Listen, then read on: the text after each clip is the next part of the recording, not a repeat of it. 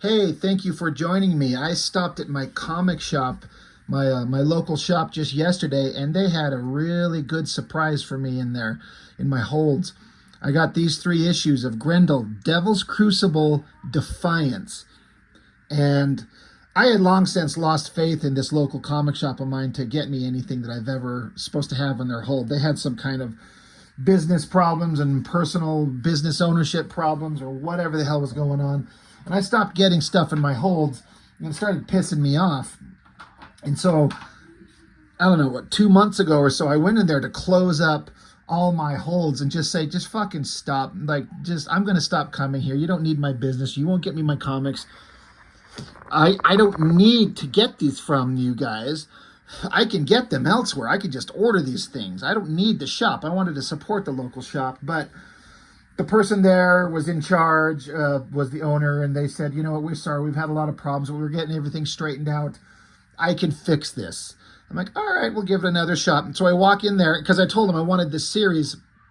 And when I went in there, at the time, the first issue had already been out.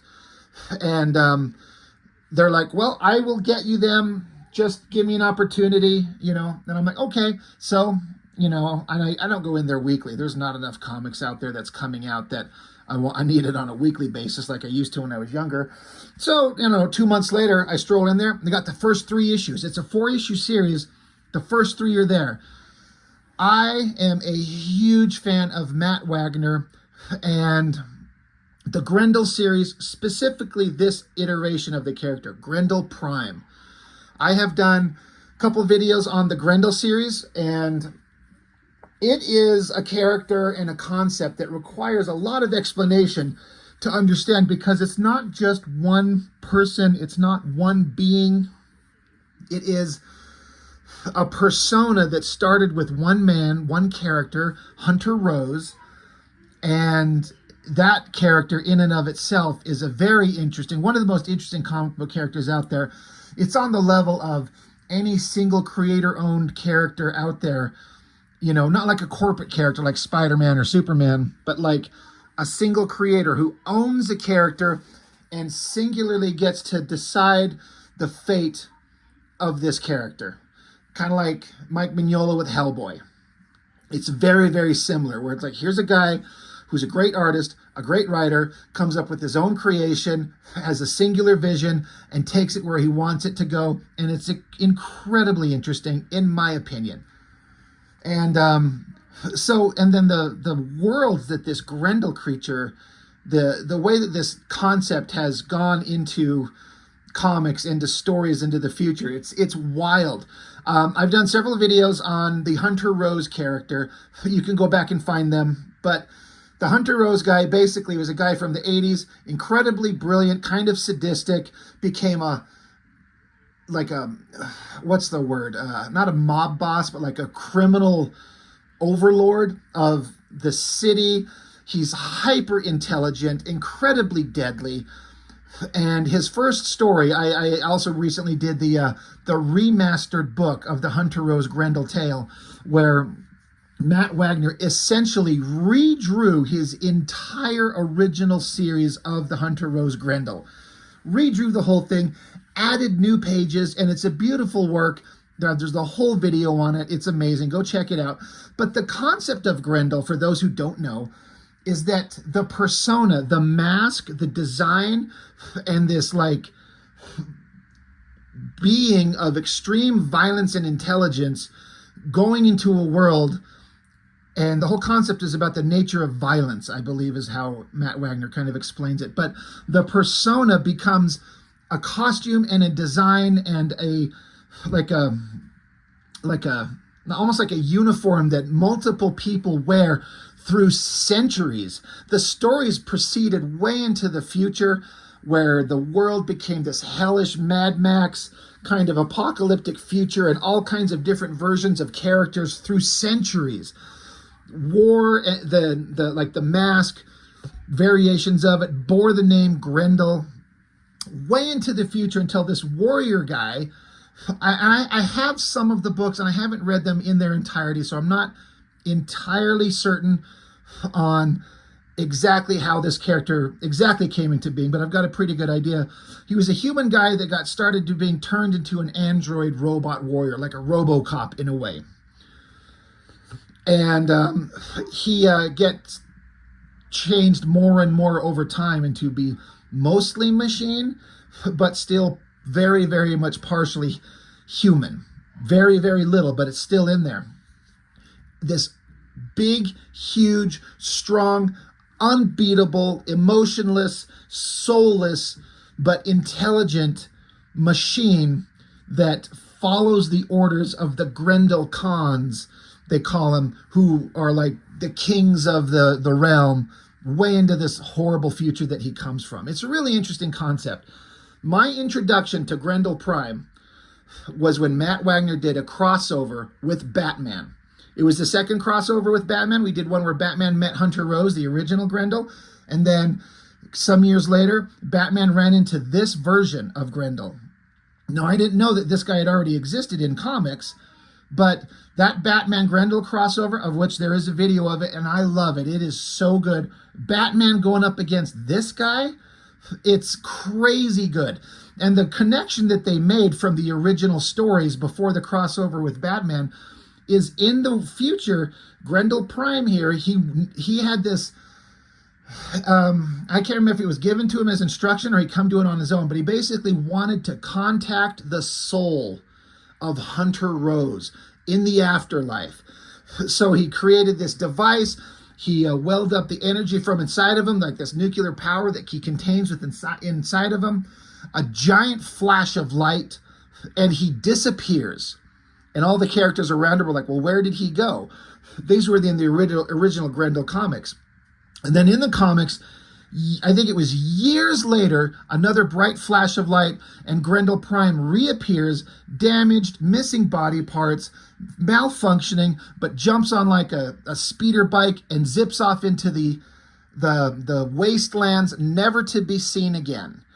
And what happened is in that little flash of light where he disappeared and reappeared years later, he went through like a temporal time jump, and that's when he went back and met Batman. And Batman had the skull of Hunter Rose in his trophy room, and then Grendel was trying to use the skull to communicate with the afterlife. Batman disrupted it, Grendel Prime vanished, and that's when he reappeared. It sounds convoluted and complicated, and if you've never read the stories, I hope I'm breaking it down to a simple kind of concept where it makes sense to explain why these comic books are so interesting to me and why this character is so fascinating to me.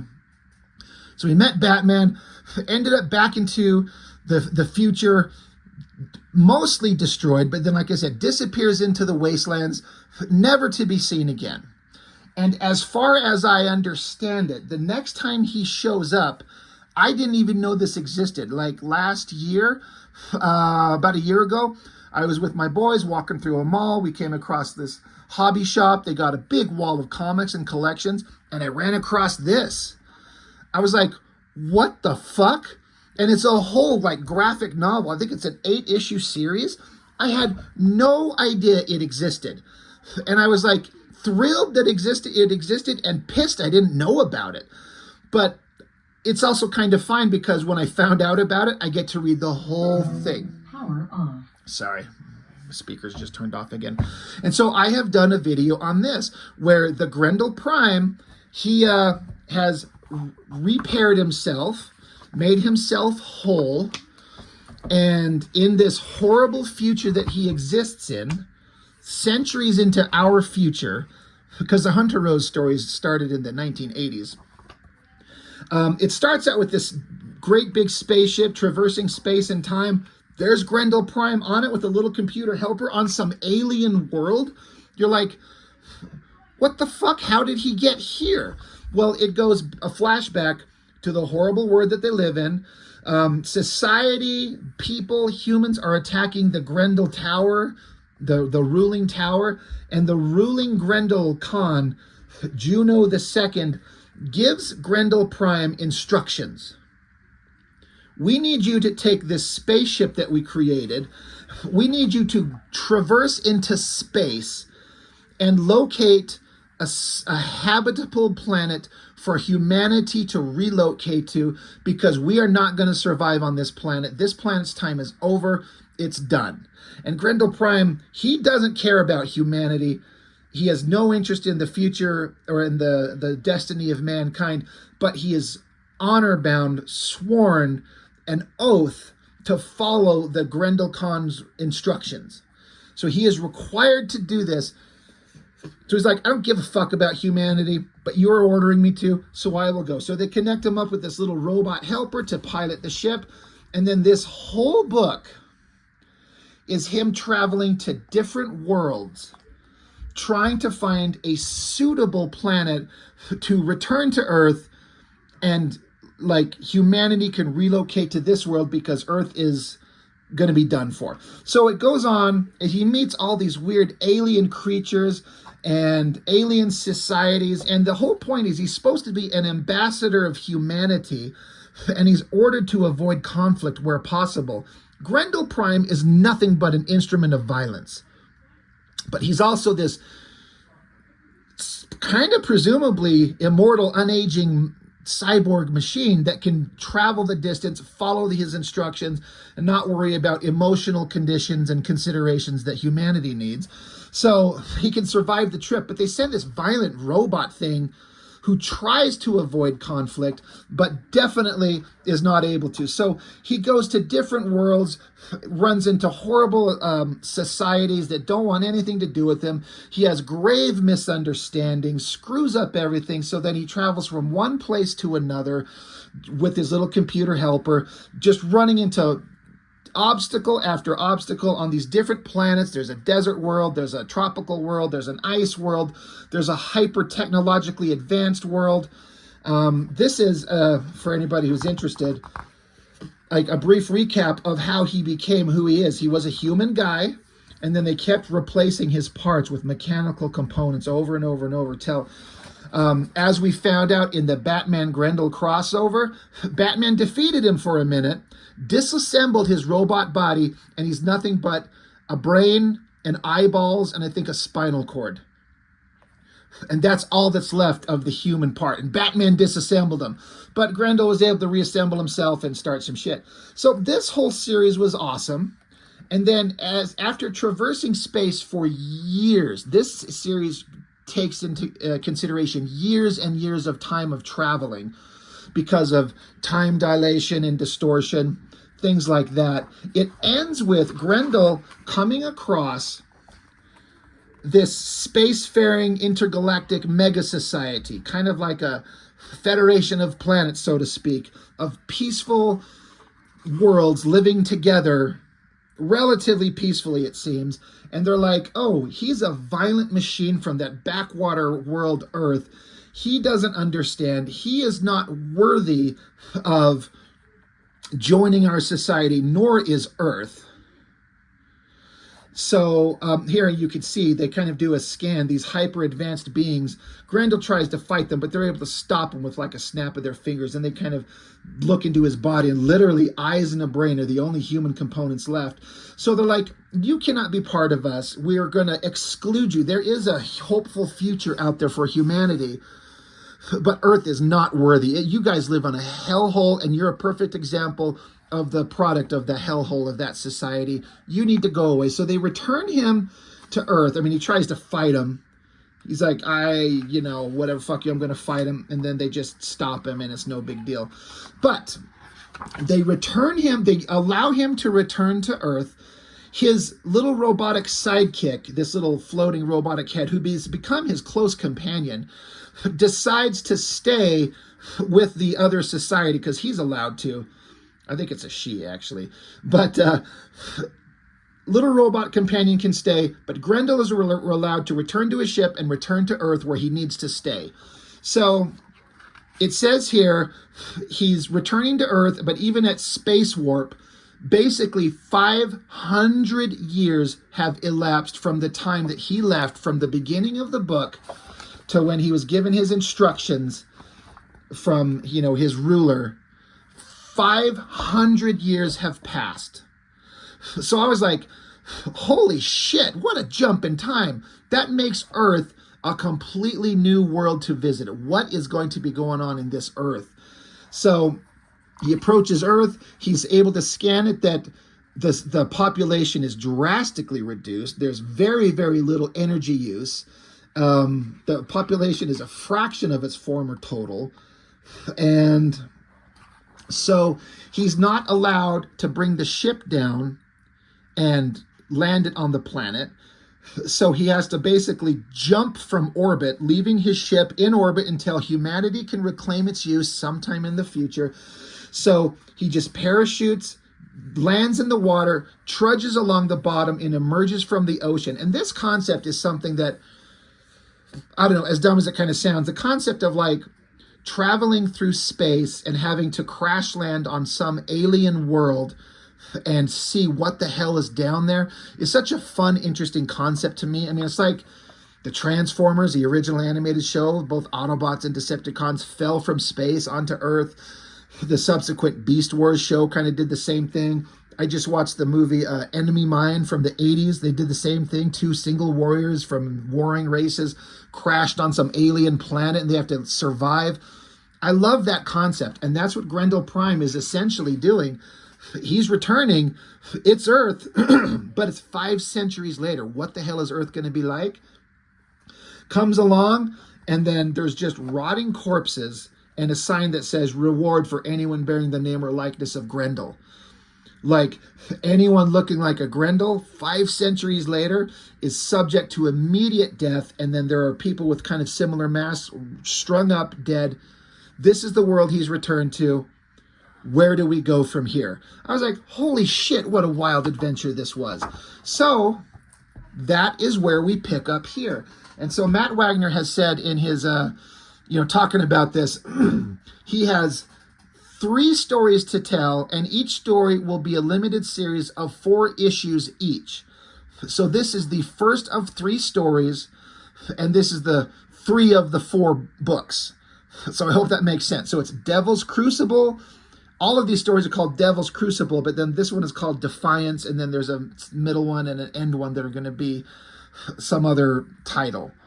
So anyway, I am sorry, 17 minutes into this video, I just want to give the backstory of this Grendel Prime, just so you understand where these comics are picking up.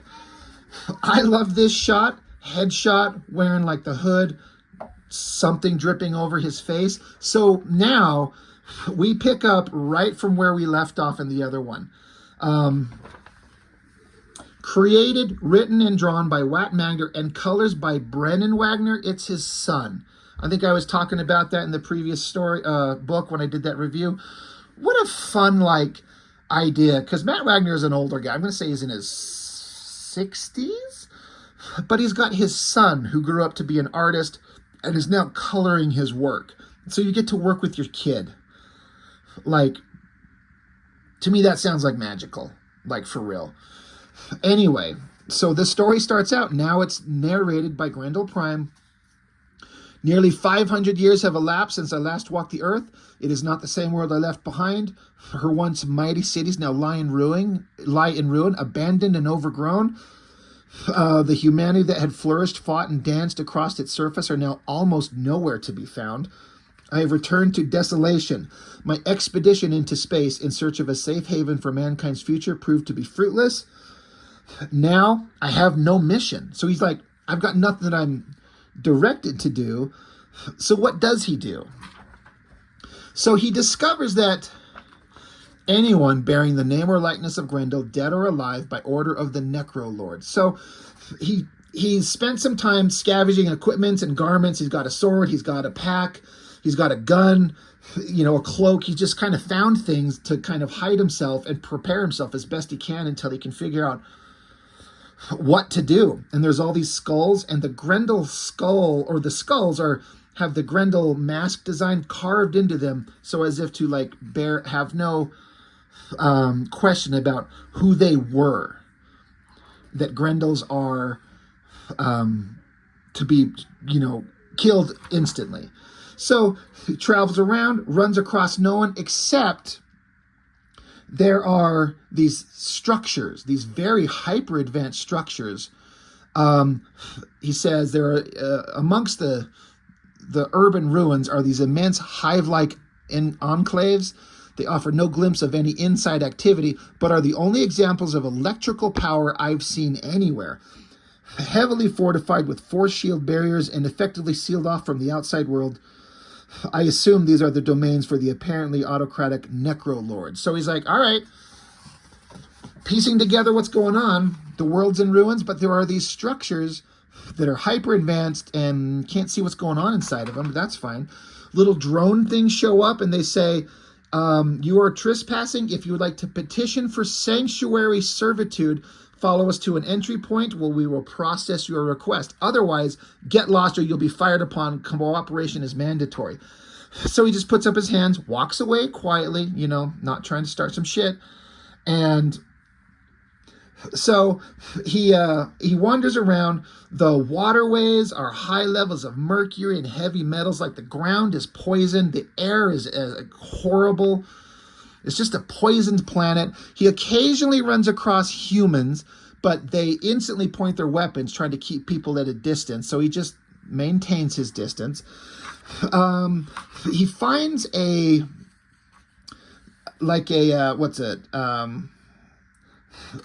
human kind of settlement where there are some people. He understands the Grendel mask is something that will identify him as something as bad. So he gets this can of goo and spreads it across his face to hide the Grendel mask. And so he goes into this. It says swap swamp. So he says a roach market, the New World's old-style barter and trade marketplace. A loose affiliation of vendors providing close to anything a buyer might need or want. Luckily, the populace mainly speaks late Imperial area standard, jumbled with a few other languages, enough that I can get by. So it's a barter system. And there they are, people like hawking their wares for the limited population that's out there. And I love this aerial shot, this down view of these different people in tents. You got horses over here. It looks like food there. The grub pit, so obviously food. This thing says fucked up. I'm like, oh, well, what's that? Over here, clearly a sex shop, because you can see all these like undressed figures. And then down here in the bottom, in the back rooms, are figures doing the dirty deed. So, you know, they're selling everything. And then you can see how Grendel Prime there covered his face to be obscured. So he walks in here. Well, what do we got? What's going on? Farmers hawking their meager crops, a testimony to the tenacity of life, sprouting even from such inhospitable soil.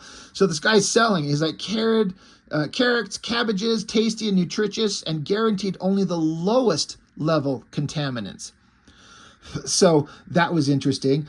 Flesh merchants peddling pleasure by the pound.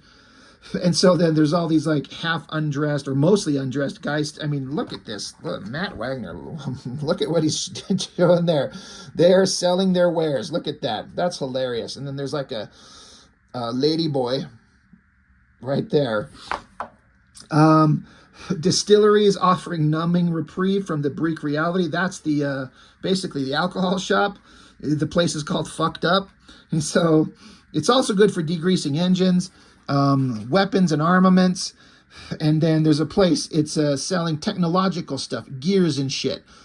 It says here, in the seeming absence of electricity, technology on Earth has reverted to a pre-automated stage. Steam-powered machines and handcrafted tooling are now the norm. So humanity's gone back to like the, what would it be called? Like the steam age, coal burning age, like forging things by hand. But still, as with any society, there exists a black market for certain other commodities. So then he runs into these two characters, this guy and this girl. This girl character is funny because she loves the F word. Like she's always saying the word fuck or fucking or something like that. But you got these two characters. They're trying to get some goods from this guy who's selling the shit. He's basically got solar panels that he's selling, and they want to buy them all. And so Grendel walks up and he offers kind of information on how to make solar panels work. And they're like, oh, you know a lot about electronic technology for a stranger. Most people don't know how to make this stuff work because none of this shit has worked forever. So they kind of, talk to him, and they don't trust him. Of course they wouldn't, because who would trust anybody in this world? But they're kind of surprised that this stranger has such advanced technological knowledge. Meanwhile, these kind of like the standard, like, stormtrooper soldiers from the Empire kind of thing, they show up, and they're called the anti-Grendels. They say this is an official search and seizure procedure. Remain calm and follow the troopers' directives. Cooperation is mandatory. And they're saying, we received reports of someone hawking pirate solar tech out of the cesspit. If your swap is clean, you got nothing to fear. So humanity is not allowed to have electrical technology. These people keep it down. They obviously have it, flying robots and shit, but they're not going to let anybody else have it. So they're going to dig into this guy's stuff. So Grendel Prime, he's just standing off to the side, and he just starts like walking away. And they're like, hey, hold up, wait, who are you? You stop, you. And he's like, I was withdrawing as per the other troopers' instructions. And they're like, yeah, well, fuck off. Stay here. Like, we want to see who you are, stranger. So he takes off his mask, and then it's just his mask with little round eyes. But then the trooper gets some of this, probably that the alcohol stuff, and splashes it on his face so they can see him clearly, which reveals the Grendel mask. And then the man and the woman that Grendel ran into, they're like, what the fuck? So now he's got the markings of a Grendel, which are completely outlawed. So the soldiers are going to attack him. So Grendel pulls his sword and just starts chopping the shit out of him. Grendel Prime's like, I didn't want to gather attention, but it's happened. I can't stop it. So they shoot at him, bust his sword. He just stabs his sword through their throat, chops their heads off. The flying robot thing blasts them in the back. So Grendel's able to manifest these like plasma shield weapons. Forms them up, goes after the robot thing, destroys it very quickly, very efficiently. So threat's over as far as the immediate guys, but now you've just revealed yourself and you started some shit. So a lot of the people are like, it's a goddamn Grendel. He's got energy weapons. Holy shit, he's going to bring the Necro Lords down on us. This is bad. And suddenly the man and woman that he ran into, they're like, dude, that was amazing. You should come with us. He's like, why are you, what? And he's like, no, we should go. We've just called a bunch of attention down on ourselves.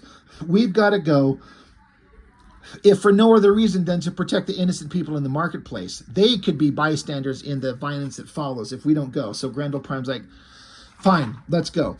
So the man and the woman have a wagon, and they're going to have to get going. They're going to get out of there. And they reveal themselves. Like, Grendel Prime's like, why the fuck are you helping me? So the woman pushes a little notch on her mask, and it reveals that her mask can kind of change into the Grendel mask design itself. And then the guy unwraps his arms. He's got tattoos on his arms. They are of the Grendel. Somehow, some way. To be continued. So that's issue 1. So we're jumping right into this strange world, this Mad Max apocalyptic future.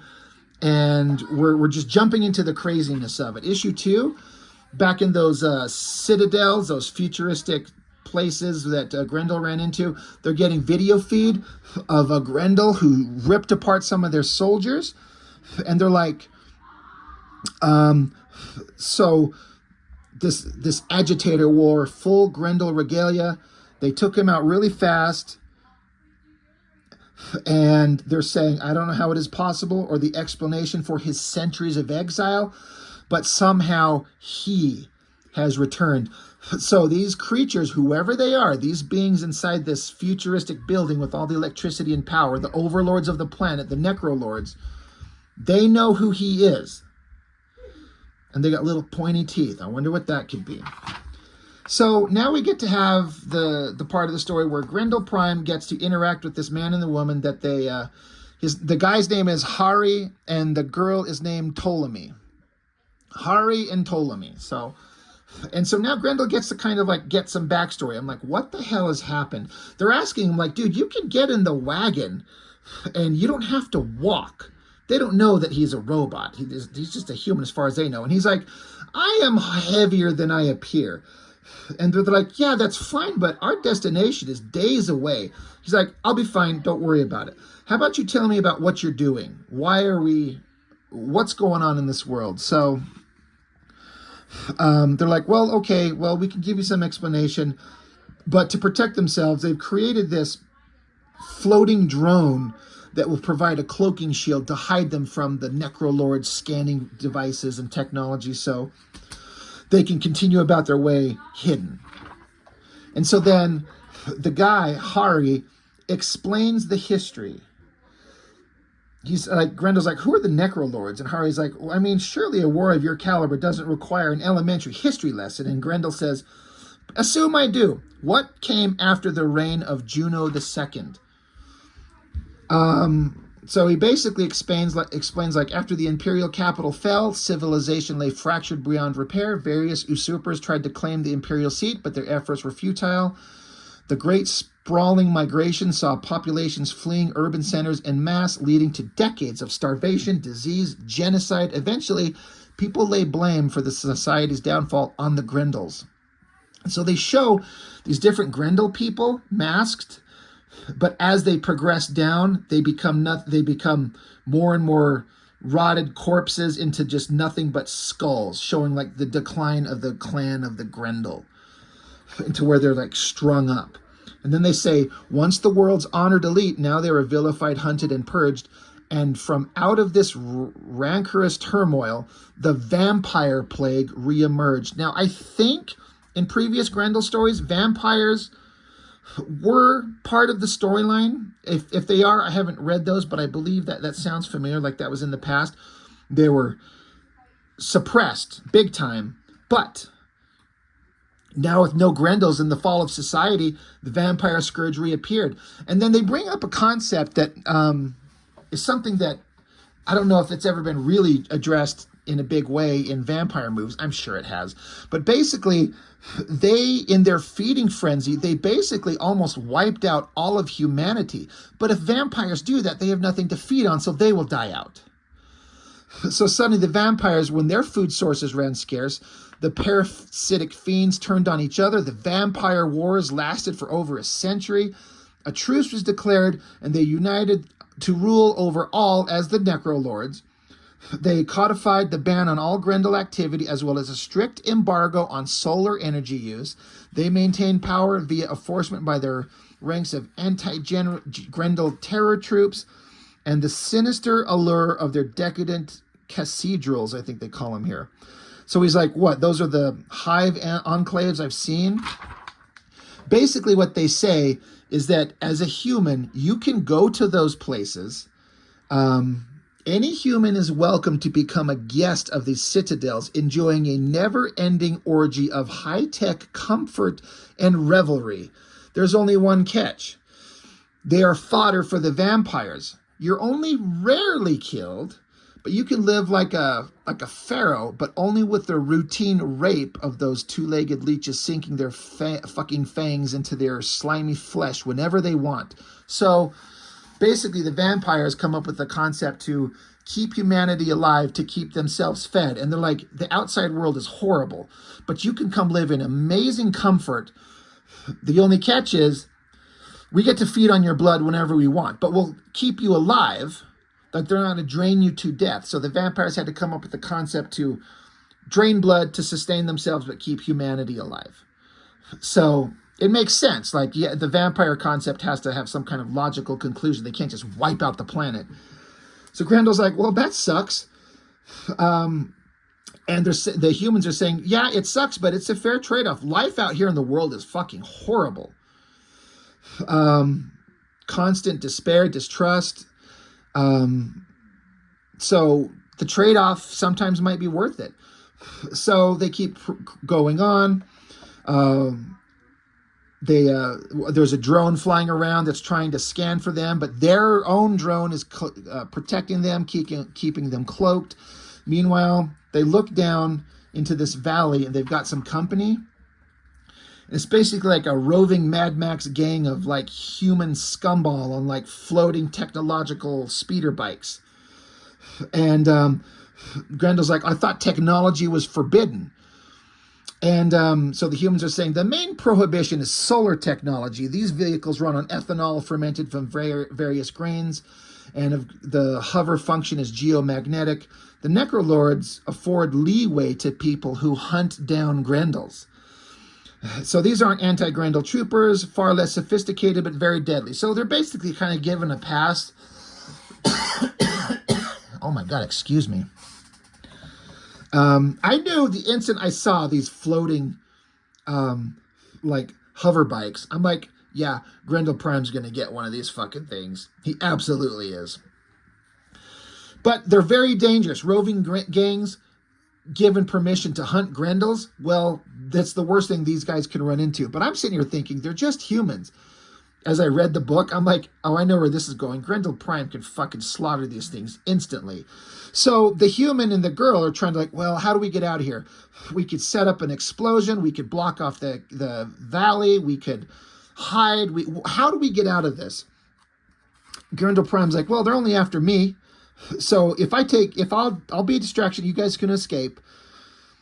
And then Grendel Prime's like, they want me dead or alive, right? And they're like, well, yeah, but I mean, you still don't need to do this. And Grendel Prime says, what are the chances they have energy weapons? They're like, practically nothing. They just carry standard firearms and like hand weapons. So Grendel's like, okay, you know what? As a human and the girl keep talking about how could we get past these guys? How do we sneak past this? Because this is very dangerous. So Grendel's like, he takes off all his shit. He's like, I can handle this. And they're like, what? He's like, I've got one gun and one magazine. What else do you guys have? What do you have to help me fight them? So the girl's like, oh, well, I've got this big badass axe right there. So he's like, awesome.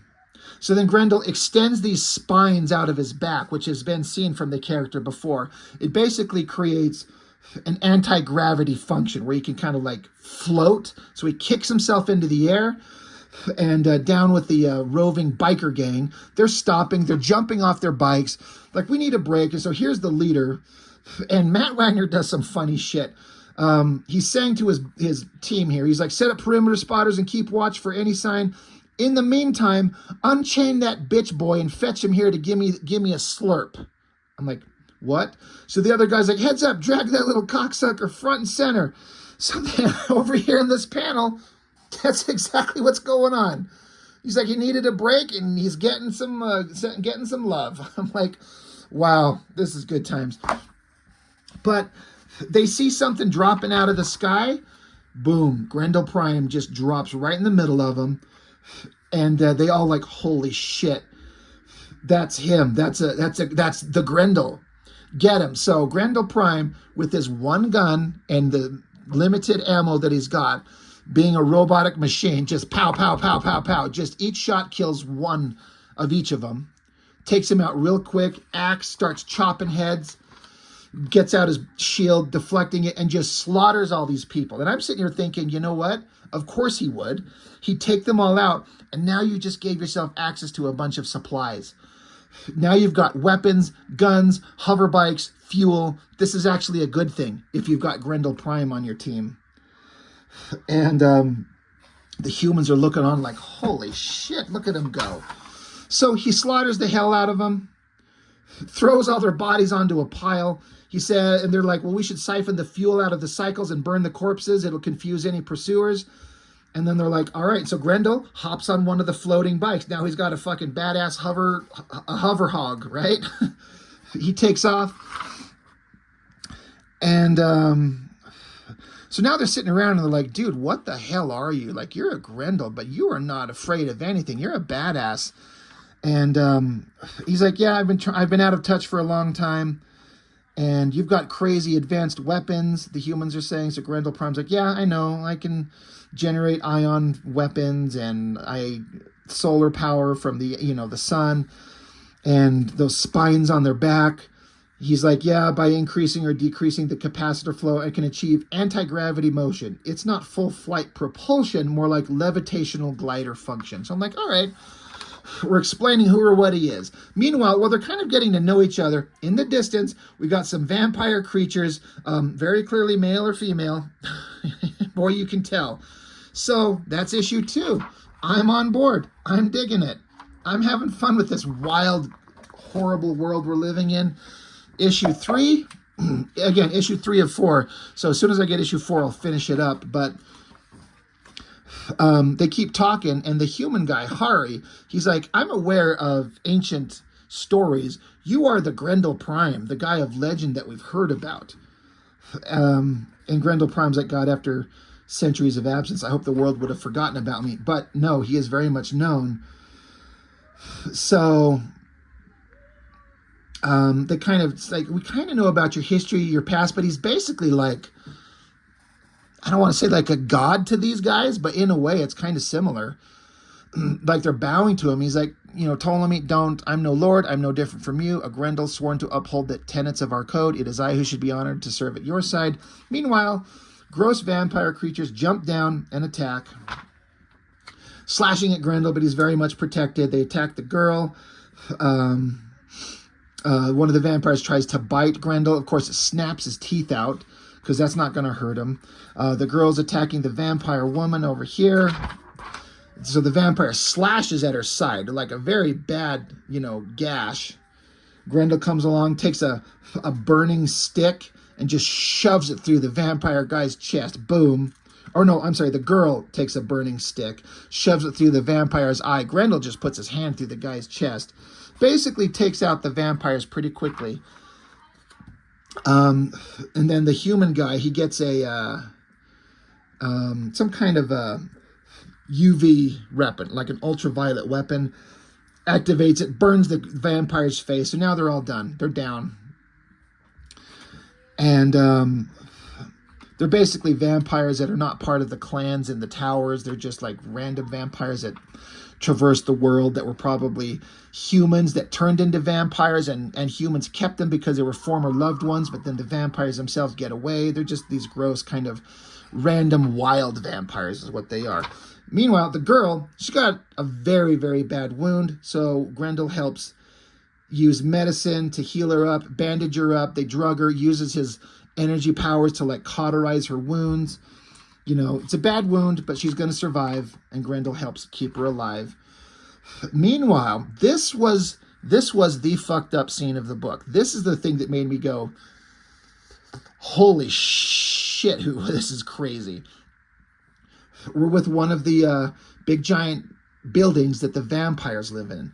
And this family, a mother and father and 4 kids, they're applying for the opportunity to live inside these structures, as was mentioned earlier. Like humans, if we're sick of living in the world, you can come here, live in absolute, you know, it's the best kind of way to live, except you're going to be fed upon by vampires on occasion, and you might die maybe, but it's better than living in the outside world for some people.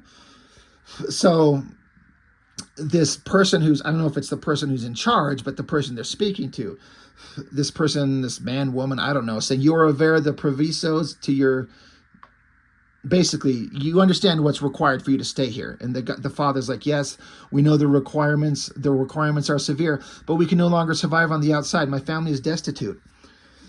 So this vampire creature says, the requisite levies are minor compared to the affluence and comforts you will enjoy from this day forth. Never again will you want for anything, sustenance, warmth, entertainment, and security, and all merely for a fraction of the bodily fluids you won't even miss. Unfortunately, the enrollment cap for any one group is limited to 5 persons. Both parents' admittance is mandatory, and older offspring are preferred due to their hardiness. You must offer up the weakest link as your entry fee. You can always have more children on the inside. In fact, the Necro Lords encourage you to do so. So they're basically saying there's 6 of you, but we can only take 5. The adults have to come. The oldest have to come. So you got to give up one of the youngest. I'm like, what the fuck? This is some dark shit. So the mom's like, we can't do this. And the father's like, it's this or we all starve. Would you rather watch all our children die? So the mom just turns to the youngest child. And they're like, my baby, I love you so much. And the kid's like, why are you so sad, mama? So then the vampire's like, send forth your youngest.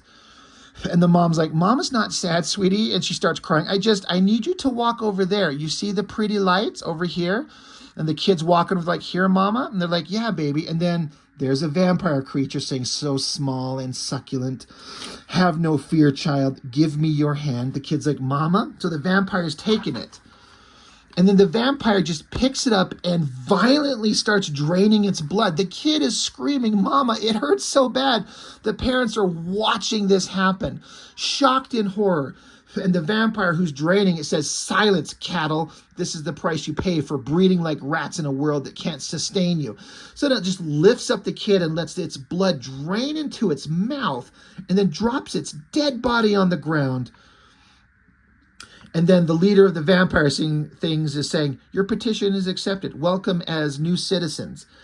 And then the mother's just over there sobbing over her baby they just watched get violently murdered. I read that. I'm like, what the hell?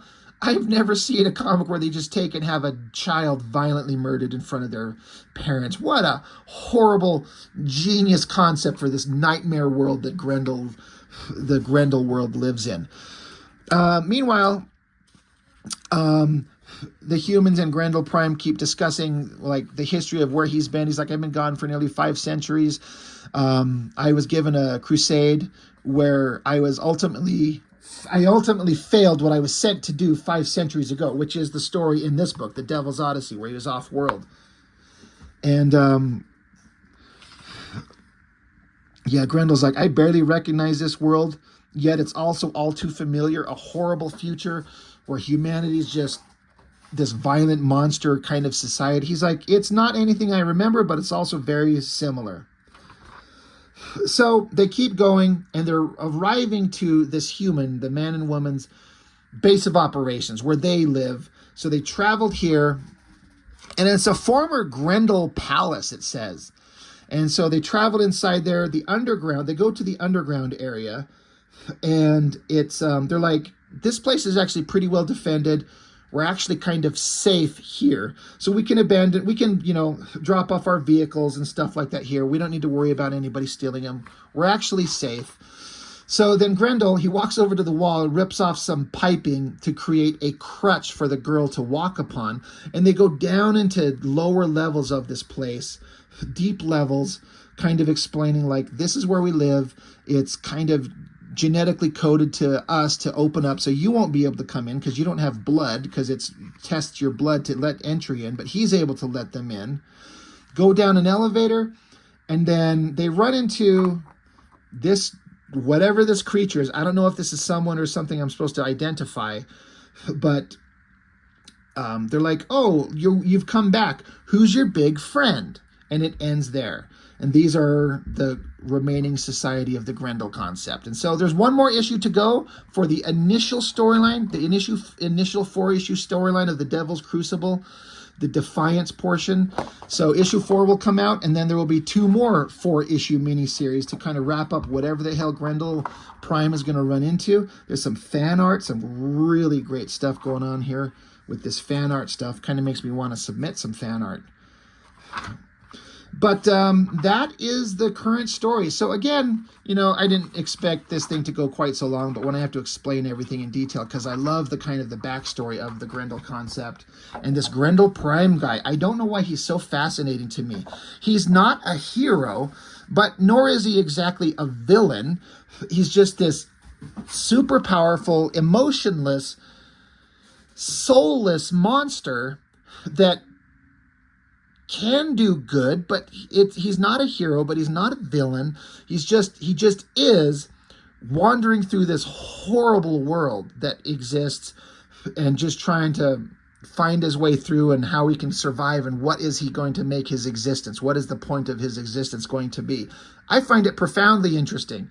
And it seems like Matt Wagner does too, because he keeps coming back to the Grendel Prime character because super powerful, super interesting to write, basically immortal-ish to go off into the future forever. It's just incredibly interesting, and I love it a lot. So anyway, I hope these are interesting to you. Obviously, they're interesting to me. I can't wait to get issue 4 and wrap up this miniseries and then find out in the next 2 other miniseries that he's going to put out Where is this story going to go? Because if there's one thing that's for sure about Matt Wagner's Grendel series is it's going to end on some weird fucked up stuff that's going to be really weird, really strange. And is he going to end up destroyed? Is he going to end up in charge? Is the world just going to keep devolving into this horrible kind of future? I don't know. I can't wait to see where it's going to go. But that's it. Grendel, Devil's Crucible. I love it. I hope you enjoy it too. I highly recommend it. And that's all I've got for now. Thank you for watching. I will see you next time.